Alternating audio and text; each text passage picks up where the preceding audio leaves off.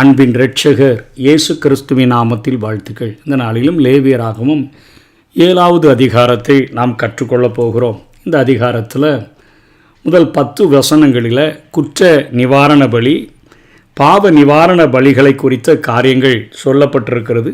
அதனைத் தொடர்ந்து 11வது வசனத்திலிருந்து 21வது வசனம் வரையிலும் சமாதான பலிகளை குறித்திய காரியங்கள் சொல்லப்பட்டிருக்கின்றது. அதனைத் தொடர்ந்து 22லிருந்து 27 வரையிலும் கொழுப்பையும் இரத்தத்தையும் சாப்பிடுதல் அங்கே தடை செய்யப்பட்டிருக்கிறதை பார்க்கிறோம். அதனைத் தொடர்ந்து 28லிருந்து 38 வரையிலும் ஆசாரியர்களுக்கு இந்த பலிகளில் என்னென்ன பங்கு கொடுக்கப்படுகிறது என்கிற காரியத்தை குறித்து நாம் இந்த பகுதியிலே நாம் பார்க்கிறோம்.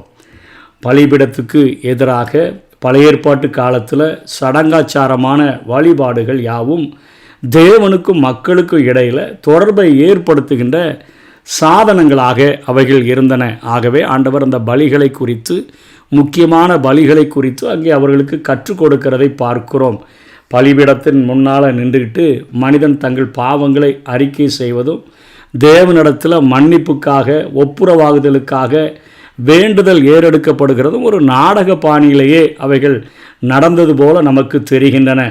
அதாவது தேவனை பொறுத்தவரையில் அவர்களிடத்தில் ஆண்டவர் தெய்வீக உறுதிமொழிகளை சரியாக அவர்கள் எடுக்கணும். அவர்கள் எச்சரிப்பை பெற்று உலகத்தில் அவர்கள் வேறு பிரிந்து வாழணும்.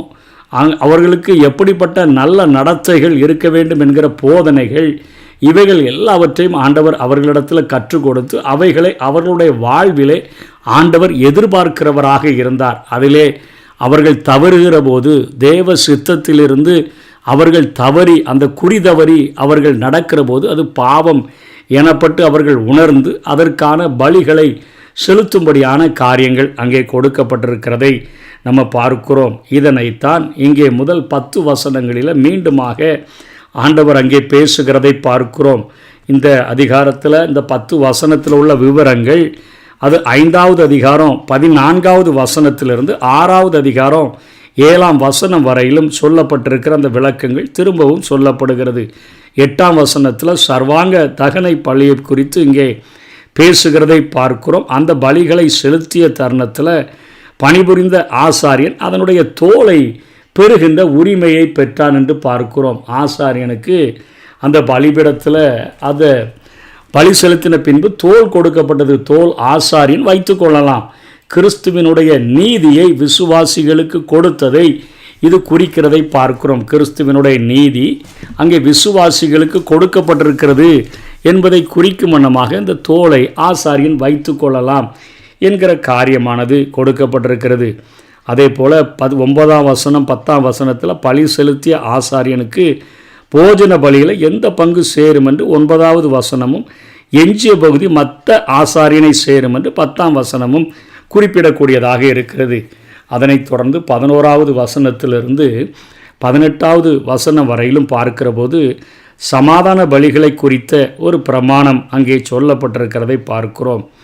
அதாவது பலியினுடைய உள்நோக்கம் அல்லது குறிக்கோளை குறித்து 3 வகையாக இந்த பலிகள் பிரிக்கப்பட்டு நம்மால் கற்றுக்கொள்ளப்பட முடியும்.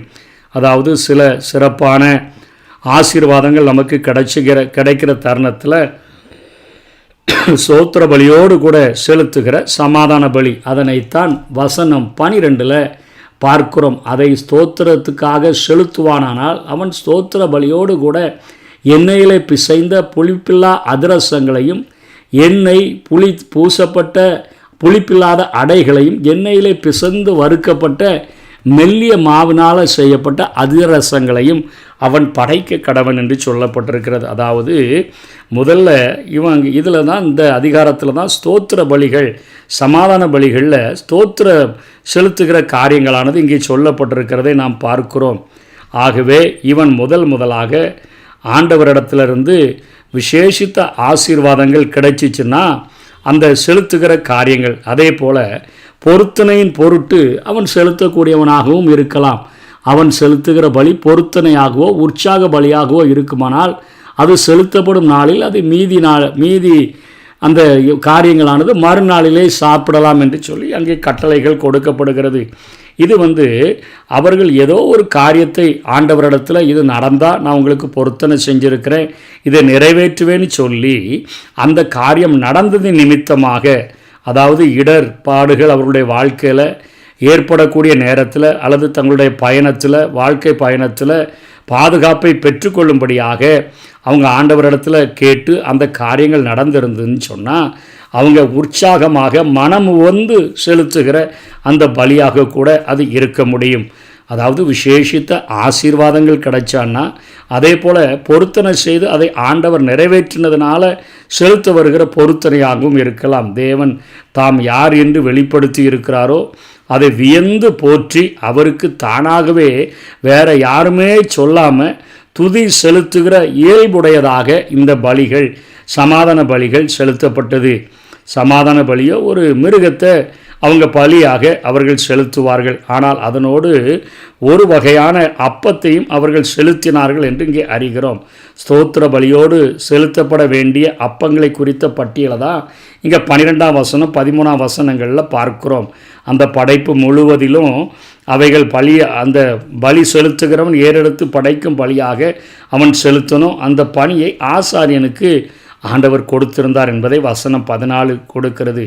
அந்த சமாதான பலியினுடைய மாம்சம் அன்றைய தினமே உண்ணப்பட வேண்டும் என்று சொல்லி அங்கே சொல்லப்பட்டிருக்கிறதை பார்க்கிறோம்.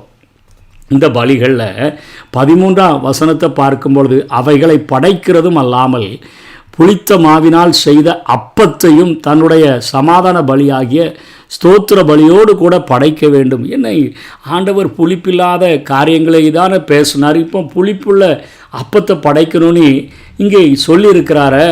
அதாவது ஸ்தோத்திர பலிகளை செலுத்த வருகிறவன் தனக்காக ஆண்டவர் செய்த அற்புதங்களுக்காக வியந்து போய் தாமாகவே முன்வந்து செலுத்துகிறவன், பொருத்தனை செலுத்தி அந்த ஒரு கேட்ட காரியம் நிறைவேறியிருந்தார் அதற்காக பொருத்தனை செலுத்தும்படியாய் வருகிறவன், ஆண்டவருக்கு நன்றி செலுத்தும்படியாக வருகிறவன், அங்கே புளித்த மாவினால் செய்த அப்பத்தையும் கொண்டு வரும்படியாக கூறப்படுகிறானே. இது எதை குறிக்கிறதுனா விசுவாசிகளை குறிக்கக்கூடியதாக இருக்கிறது. ஏனென்றால் அவர்கள் இன்னும் பாவம் உள்ளவர்களாக இருக்கிறார்கள். கிறிஸ்துவை பற்றி பேசுகின்ற அந்த ஸ்தோத்திர பலியை செலுத்த வருகிறவர்கள் தங்களுக்காகவும் அந்த பலியை செலுத்த வேண்டும். உண்மையான ஸ்தோத்திர பலி என்னன்னா விசுவாசி தன்னையே தேவனுக்கு கொடுப்பதைத்தான் அர்த்தப்படுத்தக்கூடியதாக இருக்கிறது.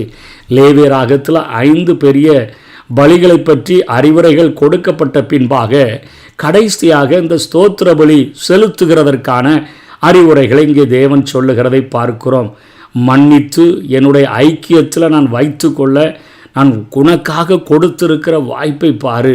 நீ ஒருவேளை புளிப்புள்ள ஒரு அப்பம் போல உன் வாழ்க்கையில் பாவங்கள் இருக்கலாம், ஆனாலும் நான் உனக்கு எவ்வளோ பெரிய வாய்ப்பை கொடுத்துருக்கிறேன், நீ என்னிடத்தில் நன்றி செலுத்த முடியும் என்கிற காரியத்தை இங்கே ஆண்டவர் உணர்த்து வைக்கும் வண்ணமாக இந்த காரியத்தை சொல்லுகிறார். ரோமர் 12வது அதிகாரம் 1-2 பார்க்கும்பொழுது பவுல் ரோமருக்கு எழுதும்பொழுது, அப்படி இருக்க சகோதரரே, நீங்கள் உங்கள் சரீரங்களை பரிசுத்தமும் தேவனுக்கு பிரியமுமான ஜீவ பலியாக ஒப்பு கொடுக்க வேண்டுமென்று தேவனுடைய இரக்கங்களை முன்னிட்டு உங்களை வேண்டிக் கொள்ளுகிறேன். இதுவே நீங்கள் செய்யத்தக்க புத்தி உள்ள ஆராதனை. நீங்கள் இந்த பிரபஞ்சத்துக்கு ஒத்த வேஷம் தெரியாமல் தேவனுடைய நன்மையும் பிரியமும் பரிபூர்ணமான சித்தம் இன்னதென்று பகுத்தறியத்தக்கதாக உங்கள் மனம் புதிதாகிறதுனாலே மறுரூபமாகுங்கள் என்று பவுல் அப்போஸ்தலன் அங்கே ரோமருக்கு அறிவுரை கூறுகிறதை பார்க்கிறோம். தேவனுடைய இரக்க செயல்களை நம்ம அங்கே பவுல் அப்போஸ்தலன் 12ஆம் அதிகாரத்தில் முழுமையாக எடுத்து காட்டுகிறான். பின்பு விசுவாசிகளை அந்த இரக்க செயல்களை முன்னிட்டு தேவனுக்கு தங்களையே ஸ்தோத்திர பலியாக படைக்க வேண்டும் என்று சொல்லுகிறான். பழைய ஏற்பாட்டு நாட்களில் ஸ்தோத்திர பலிகளை ஜனங்கள் காணிக்கையாக அவர்கள் கொண்டு வந்து கொடுத்தார்கள். இங்கே நம்மையே ஸ்தோத்திர பலியாக படைக்க வேண்டும் என்று பவுல் உற்சாகப்படுத்துகிறதை பார்க்கிறோம். ஆகவே இந்த காரியங்களை குறித்து, சமாதான பலிகளை குறித்து நாம் இங்கே பார்க்கிறோம். அதனைத் தொடர்ந்து 19 21 வரையிலும் பார்க்கும்போது தீட்டான ஏதாவது ஒரு பொருளில் அந்த மாம்சம் பட்டால் அதை உண்ணலாகாது அப்படின்லாம் ஆண்டவர் சொல்லுகிற காரியங்கள் எவைகளை குறிக்கிறது என்று சொன்னால், தீட்டுள்ளவன் இந்த காரியத்தை துணிஞ்சு செய்யக்கூடாது. தீட்டான எந்த பொருளையாவது அந்த சமாதான பலிகள் பட்டுச்சுன்னா அது அக்னியில் சுட்டரிக்கப்பட்டுறணும். அதே போல் ஒரு தீட்டுள்ளவனும் அந்த சமாதான பலிகளை துணிகரமாக அவன் சாப்பிடக்கூடாது என்று சொல்லி இங்கே எச்சரிப்பு கொடுக்கப்படுகிறதை பார்க்கிறோம். இன்றைக்கும் நம்ம திருவிருந்தில் பங்கு பெறுகிற பொழுது அங்கே பவுல அப்போஸ்தலன் அத்தனையாக அவன் எச்சரித்து சொல்லுகிறதை பார்க்கிறோம். பாவம் என்கிற ஒரு காரியம் நம்முடைய வாழ்க்கையில் இல்லாதபடி நாம் அறிக்கையிட்டு நாம் முற்றிலுமாக நம்முடைய பாவங்களை ஆண்டவருடைய சன்னிதானத்தில் ஒப்பு கொடுத்து தான் இந்த காரியத்தை நாம் ஆண்டவருக்கு செய்யணும். அசுத்தம் பாவத்திற்கு ஒரு அடையாளம், தீட்டு பாவத்திற்கு ஒரு அடையாளம். ஆகவே ஒரு கடுமையான எச்சரிக்கையை தான் பவுல் அப்போஸ்தலன் கொரிந்து சபைக்கு எழுதும்பொழுது 11வது அதிகாரத்தில் அவர் எழுதுகிறார். 28 34 வரையிலும் பார்க்கிற போது, எந்த மனுஷனும் தன்னைத்தானே சோதித்தறிந்து இந்த அப்பத்தில் புசித்து இந்த பாத்திரத்தில் பானம் பண்ண கடவன், எண்ணத்தினால் அபாத்திரமாய் போஜன பானம் பண்ணுகிறவன் கர்த்தருடைய சரீரம் இன்னதென்று நிதானித்து அறியாததினால் தனக்கு ஆக்கினை தீர்ப்பு வரும்படி போஜன பானம் பண்ணுகிறான். இது நிமித்தம் உங்களில் அநேகர் பலவீனரும் வியாதி உள்ளவர்களுமாய் இருக்கிறீர்கள், அநேகர் நித்திரையும் அடைந்திருக்கிறார்கள். நம்மை நாமே நிதானித்து அறிந்தால் நாம் நியாயம் தீர்க்கப்படும். நாம் நியாயம் தீர்க்கப்படும் போது உலகத்தோட ஆக்கினைக்குள்ளாக தீர்க்கப்படாதபடிக்கு கர்த்தராலே சிட்சிக்கப்படுகிறோம்.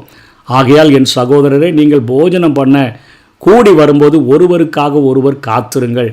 நீங்கள் ஆக்கினைக்கு ஏதுவாக கூடி வராதபடிக்கு ஒருவனுக்கு பசி இருந்தால் வீட்டிலே சாப்பிட கடவன், மற்ற காரியங்களை நான் வரும்பொழுது திட்டம் பண்ணுவேன் என்று கடுமையான ஒரு எச்சரிப்பை கொடுக்கிறதை பார்க்கிறோம். பாவத்தோடு கூட இந்த பலிகள் செலுத்தப்படக்கூடாது. செலுத்தப்பட்ட அந்த பலிகள் அதை சாப்பிடுகிறவங்க தீட்டானதில் படக்கூடாது. தீட்டானவன் துணிகரமாக புசித்தான அந்த நாட்களில் அவன் ஜனத்தில் இராதபடிக்கு அவன் அறுப்புண்டு போவான் என்கிற கட்டளையானது அங்கே அவர்களுக்கு கொடுக்கப்பட்டிருக்கிறதை பார்க்கிறோம். அதனைத் தொடர்ந்து ஆரோனுக்கும் அவனுடைய குமாரர்களுக்கும் கொடுக்கப்பட்ட அந்த காரியங்கள், அதாவது மார்க்கண்டம் அவர்களுடைய பங்காக அவர்களுக்கு கொடுக்கப்பட்டது.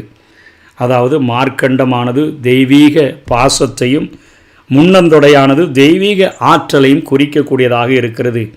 ஆகவே பலிகளை குறித்த பிரமாணம் அங்கே நமக்கு 6வது அதிகாரம் 8ஆம் வசனத்தில் தொடங்கி இந்த பகுதியுடன் முடிவடைகிறத நம்ம பார்க்கிறோம். தேவன் தன்னுடைய பலிகளை குறித்த அந்த காரியங்களை சொல்லி கொடுக்கிறதற்கு வேதத்தில் அதிகமான பக்கங்களை பயன்படுத்தி இருக்கிறார். ஏன்னா அவருடைய குமாரனை குறித்த அந்த காரியங்களை நமக்கு, அவருடைய செயல்பாடுகளை குறித்து நமக்கு தெளிவாக நாம் புரிந்து கொள்ளும்படியாக நித்திய ஆவியினாலே தம்மைத்தாமே பழுதற்ற பலியாக தேவனுக்கு ஒப்பு கொடுத்த இயேசு கிறிஸ்துவினுடைய இரத்தம் நம்முடைய மனசாட்சியை அவருக்கு ஊழியம் செய்கிறதற்கு செத்த கிரியைகளற நம்மை சுத்திகரிக்கிறதல்லவா. ஆகவே அந்த பலிகளை, எல்லா பலிகளும் கிறிஸ்துவை அடையாளப்படுத்தி காட்டி நிற்கின்றபடினாலே அவைகளை குறித்து நாம் புரிந்து கொள்ளுகிறதற்கான இத்தனை பக்கங்களிலே அந்த காரியங்களை ஆண்டவர் தெளிவாக எழுதி வைத்து கொடுத்திருக்கிறதை பார்க்கிறோம். ஆகவே சமாதான பலிகள் என்பது இந்த அதிகாரத்தில் ஸ்தோத்திர பலிகளை குறிக்கக்கூடியதாக இருக்கிறது. ஸ்தோத்திர பலியிடுகிறவன் என்னை மகிமைப்படுத்துகிறான் என்று ஆண்டவர் சொல்லியிருக்கிறார். ஆகவே ஸ்தோத்திர பலிகளை செலுத்துகிறவர்களாக நாம் காணப்பட வேண்டும் என்று வேதம், நன்றி உடையவர்களாக நாம் வாழ வேண்டும் என்று தான் வேதம் நமக்கு சொல்லுகிறது.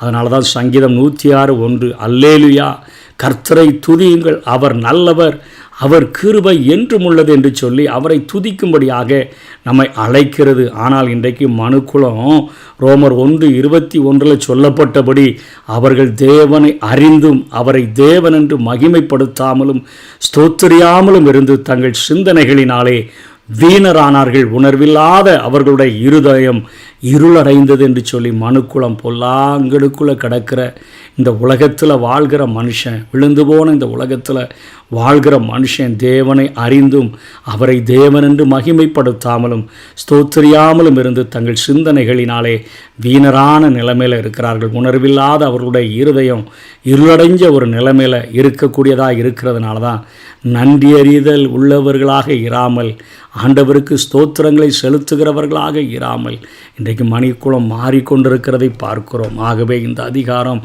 ஆண்டவருக்கு நாம் உற்சாகமாக வந்து அது அதிசயமாய் அற்புதமாய் என் வாழ்வில் ஆண்டவர் செய்த அற்புதங்களுக்காக நன்றி.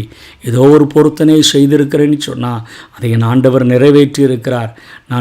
நான் நேர்ந்து கொண்டதை கட்டாயம் செய்யணும்னு சொல்லி அவருடைய சன்னிதானத்தில் வந்து செயல்படுத்துகிற காரியங்கள் நம்மையே, நம்முடைய சரீரத்தையே ஸ்தோத்திர பலியாக பரிசுத்தமும் தேவனுக்கு பிரியமுமான ஜீவ பலியாக ஒப்பு கொடுக்க வேண்டும் என்று நம்மை வேதம் அழைக்கிறது. ஆகவே நன்றியறிதல் உள்ளவர்களாக, தேவனுக்கு நன்றியறிதல் உள்ளவர்களாக, அவரை துதிக்கிறவர்களாக, எப்பொழுதும் உதடுகளின் கனியாகிய ஸ்தோத்திர பலியை அவருக்கு செலுத்துகிறவர்களாக வாழுவோம்.